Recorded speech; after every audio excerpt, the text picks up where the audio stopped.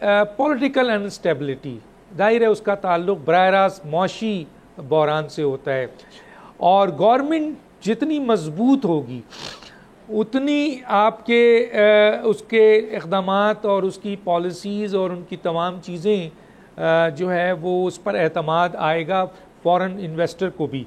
लेकिन जब इस किस्म की ख़बर जैसे फिच ने ख़बर दी है पाकिस्तान गवर्नमेंट के हवाले से कि 18 महीने, तो जहाँ कंसिस्टेंसी नहीं होगी वहाँ स्टेबिलिटी कैसे आएगी सर?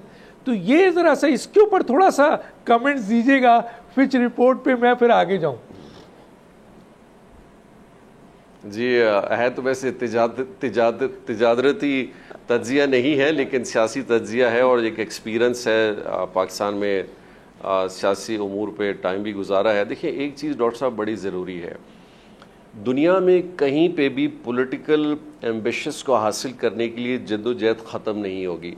अब कहने का मकसद ये है कि हमारे पास प्लेटफॉर्म है, वो है पार्लियामेंट का है, और उस पार्लियामेंट के प्लेटफॉर्म के तहत हम अपना जो भी मौक़िफ़ है उसको बयान करें, उसके बाहर भी करें, उसमें कोई हर्ज नहीं है, लेकिन हम हुकूमत को चौक ना करें। देखिए आज का नुकसान कल का भी नुकसान है, और हमने यही देखा कि माजी में अगर किसी हुकूमत ने कोई ऐसे डिसीजंस लिए हैं तो उसका नुकसान आज शायद हम भी भुगत रहे होंगे, और हम कोई चीज़ करेंगे अगले भी भुगतेंगे, वो अपोजिशन आज करेगी तो शायद कल को कोई और भी भुगतेगा। तो आपकी हुकूमत 5 साल पूरा करने जा रही है सर, इस बात को यहीं पे ख़त्म करते हैं सर।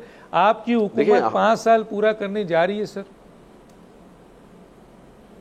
देखिए हुकूमत इंशाल्लाह 5 साल मिलेंगे और 5 साल होंगे, उसकी तैयारी भी है, और हम अपनी उसी तैयारी के साथ काम कर रहे हैं, इसी विजन के साथ कि हम इंशाल्लाह अपना ये पूरा टेन्योर कराम करेंगे।